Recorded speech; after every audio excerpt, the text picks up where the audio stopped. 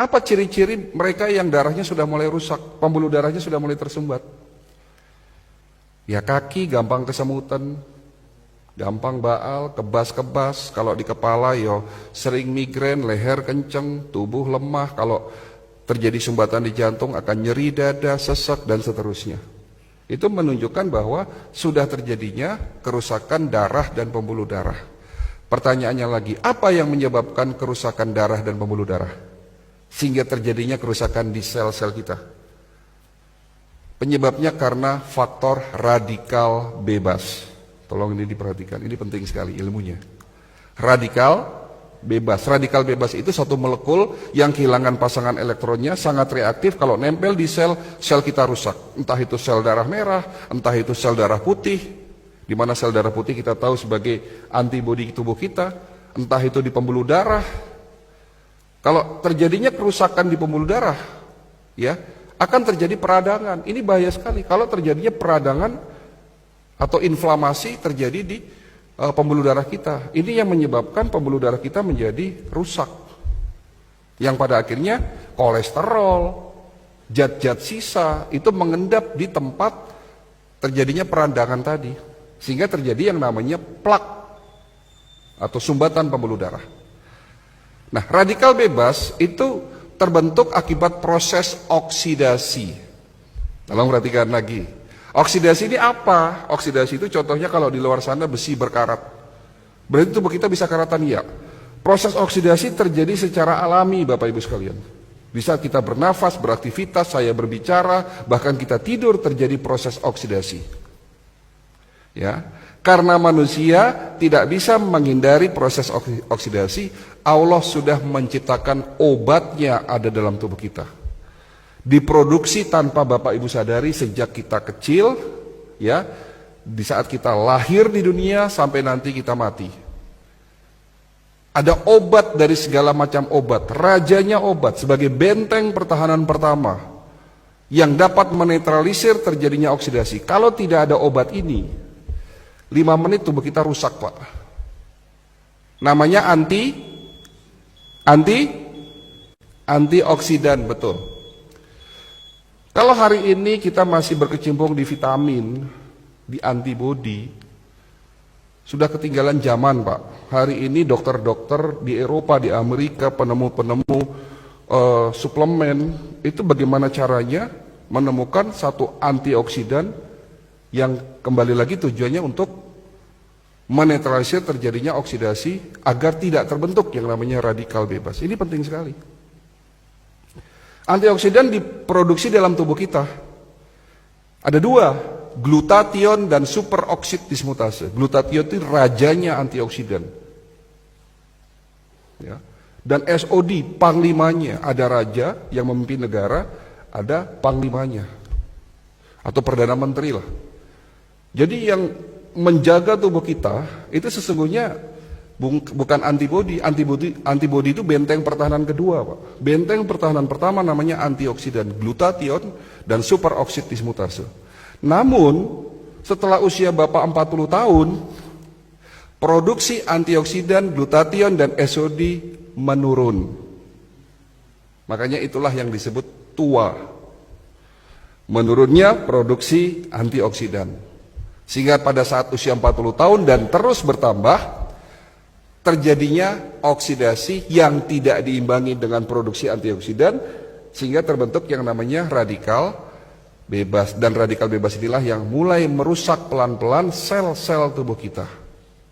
Sudah mulai jelas ya Pak? Sudah mulai jelas ya? Oke. Tapi Allah Maha Baik. Allah bukan hanya menciptakan antioksidan dalam tubuh kita, tapi juga sudah menyiapkan plan B-nya. Menciptakan antioksidan ada di sekitar kita sebagai obat, sebagai penawar. Ada di mana? Ada di buah dan tanaman herbal. Yang di mana antioksidan itu disebut sebagai prajurit-prajurit antioksidan.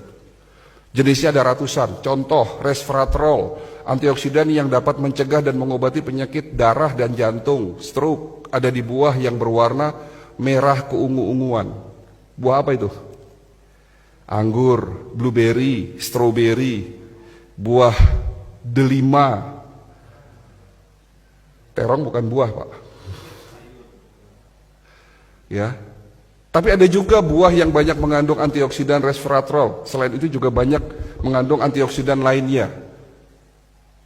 Tapi mungkin buah ini dianggap sebelah mata oleh kita. Padahal ini rajanya buah yang ada di Indonesia. Mungkin kalau delima susah, blueberry susah. Tapi buah ini ada di Indonesia. Namanya buah jamblang. Oke, jamblang bagus. Tapi ada yang lebih baik dari jamblang. Apa? Buah manggis, Pak. Kapan terakhir makan buah manggis?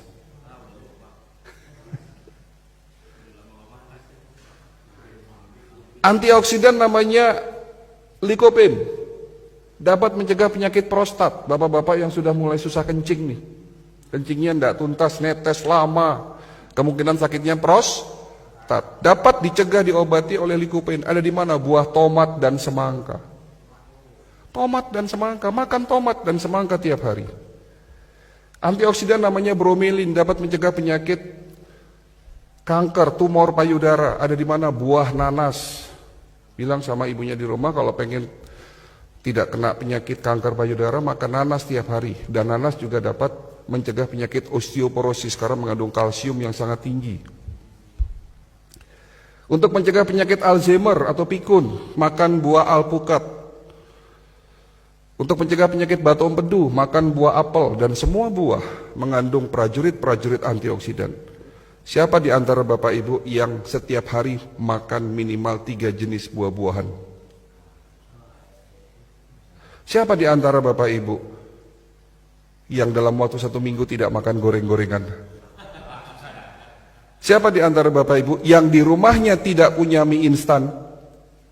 Yang di rumahnya tidak punya mie instan 7 tangan? Dan siapa di antara Bapak Ibu yang sudah meninggalkan gula pasir? Inilah jawaban kenapa masyarakat kita banyak yang sakit.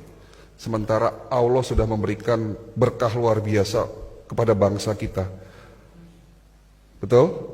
Iklim terbaik, tanah paling subur, produsen buah terbesar di dunia, dan produsen tanaman obat terbesar nomor 2 di dunia. Ada 40.000 jenis tanaman obat yang belum kita manfaatkan secara benar. Ya. Antioksidan. Lalu bicara antibodi. Antibodi nggak usah dibahas lah, sudah terlalu kuno ya. Tapi itu juga penting, di mana benteng pertahanan kedua adalah antibodi. Dan benteng pertahanan ketiga, ya, proses yang paling penting dari semuanya itu adalah regenerasi sel. Kenapa penyakit diabetes nggak bisa sembuh-sembuh? Ya karena obat yang selama ini kita minum hanya sekedar nurunin gula. Tapi yang harus dilakukan, lakukanlah pengobatan secara holistik. Dibersihkan tubuh kita dari radikal bebas, dinetralisir proses oksidasinya, tentunya dengan herbal golongan fitofarmaka yang mengandung senyawa aktif antioksidan, ya. Lalu dikuatkan imunitasnya dan diberikan herbal atau suplemen yang memiliki fungsi regenerasi sel. Itulah holistic integrated medicine.